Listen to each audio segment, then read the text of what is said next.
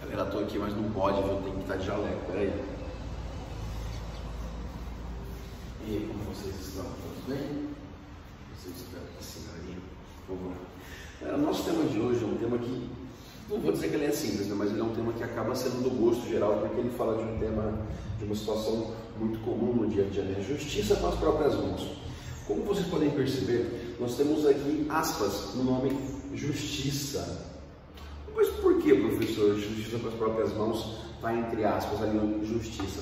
Simplesmente pelo fato de quando falamos de justiça, falamos sobre violência, não falamos de verdade sobre uma justiça, tá? Até mesmo porque o conceito de justiça é que justiça é um princípio moral que deve ser aplicado a todos de igual maneira. Segundo, porque justiça não pode ser sinônimo de violência, e nesse caso aqui sinônimo significa violência. Terceiro, porque o Estado deve promover essa justiça, não a sociedade. Quarto, a justiça deve ser igualitária. Eu não posso aplicar a justiça que cabe a mim, acreditando que essa justiça também será recebida pelo outro de igual maneira. E quinto, os cidadãos não podem ser donos da lei. Quando a gente começa a falar sobre esse tema, a gente entende o seguinte: por que as pessoas dependem, ou por que as pessoas acabam agindo por conta própria em casos onde há violência, como um assalto, um furto, uma situação de refém, ou um homem que bate uma mulher? Por que a população tenta agir? Eu não sei quantos de vocês já perceberam, mas a nossa sociedade, ela tem uma dependência muito grande por heróis. Nós temos aí diversos heróis no que seria o mundo fictício. Nós temos os Vingadores, temos a Liga da Justiça, temos o Chapolin Colorado, temos até o Homem Cueca. E todos eles fazem a mesma função, eles desempenham a função de policiais, né? De donos da lei. Mas nós precisamos entender que isso não deve e não pode funcionar assim.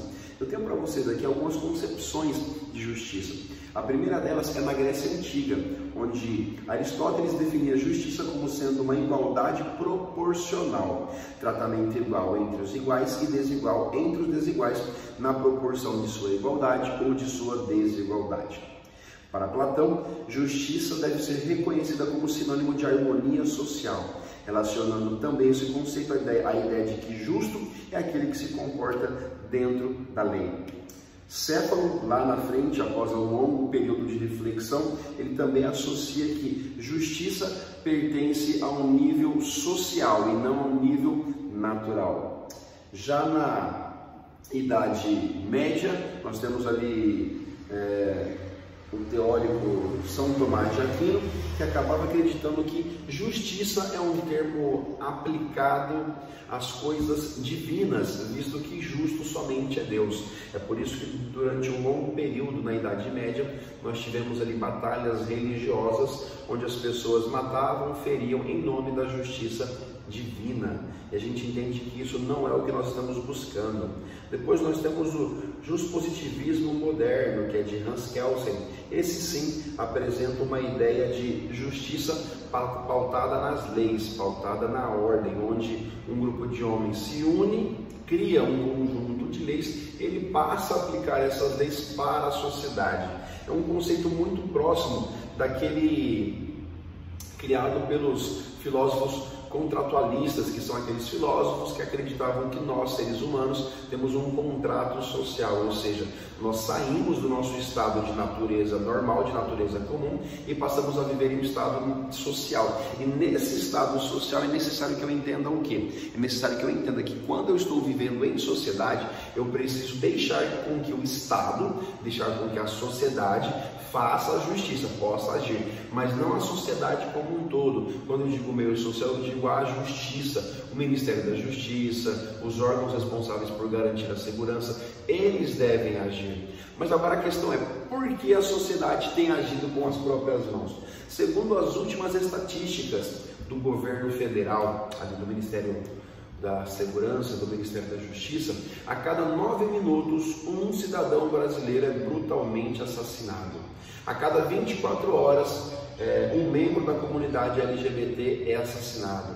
A cada 5 minutos uma mulher sofre violência doméstica.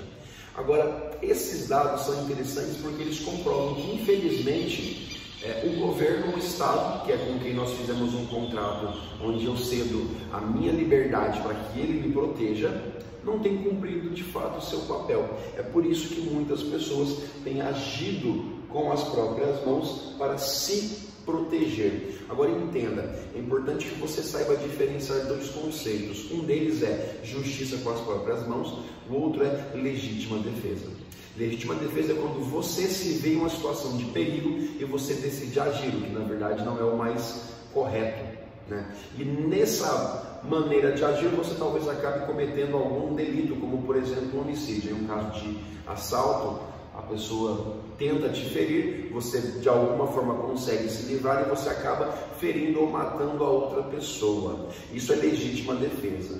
Agora, justiça com as próprias mãos é o fato de eu estar andando na rua, ver um jovem de 17 anos roubar uma bicicleta e pensar, já sei, vou tatuar a testa dele, vou escrever ladrão e vacilão.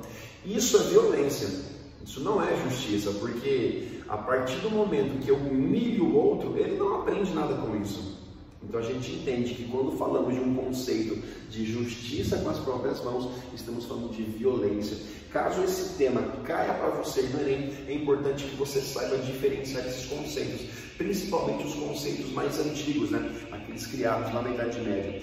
Professor, de quem seria o dever de fato de propiciar essa justiça a todos nós? Nós sabemos que é dever do Estado, né? Isso está garantido na Constituição de 1988, que dizia que é dever do Estado garantir acesso à saúde, educação, moradia e principalmente à segurança.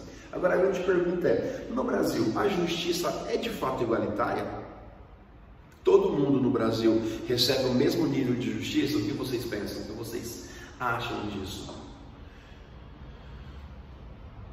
Na minha humilde opinião, infelizmente o Brasil é um país extremamente injusto, porque ele trata de maneira diferente o pobre do rico.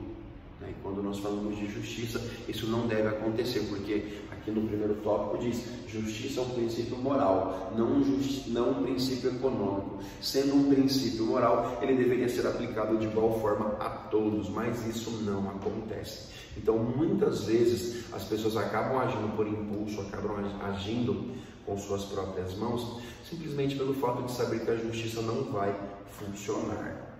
Isso acaba sendo um problema. Se a justiça não resolve, nós acabamos delegando talvez esse dever à própria população, ao pai, à mãe, a um indivíduo que anda na rua acreditando que ele é um super-herói, mas isso é um problema. A Netflix lançou essa semana passada um filme chamado Desejo de Matar. Ele conta a história de um homem que era médico e teve a sua família, a sua esposa brutalmente assassinada, a sua filha ficou em coma por um tempo, e ele, acreditando no sistema, deu todas as informações para a polícia, para que a polícia pudesse resolver o problema. Durante um tempo ele percebeu que a polícia não fez nada. A polícia investigou, fez a parte dela, mas a polícia não conseguia agir porque a polícia tinha outros delitos para investigar. O que então esse homem decide fazer? Ele pega uma arma, por conta própria ele aprende a atirar e ele começa a sair nas ruas de Chicago, nos Estados Unidos, assassinando pessoas que cometiam delitos. Na cabeça dele, ele estava fazendo algo positivo para a sociedade, porque ele estava eliminando pessoas más, pessoas que cometiam crimes na sociedade. O problema é que outras pessoas dentro da cidade de Chicago começaram a imitar aquilo que ele fazia. E algumas dessas pessoas se deram muito mal, porque eram pessoas sem nenhum tipo de preparo, que ao abordar um criminoso eram assassinadas. E simplesmente porque estavam imitando aquele homem que chamavam de um ceifador de almas. Fica aí uma opção de filme para que você assista, lembrando que é um filme bem violento, né? Acredito que a faixa etária de exposição dele seja a partir dos 18 anos.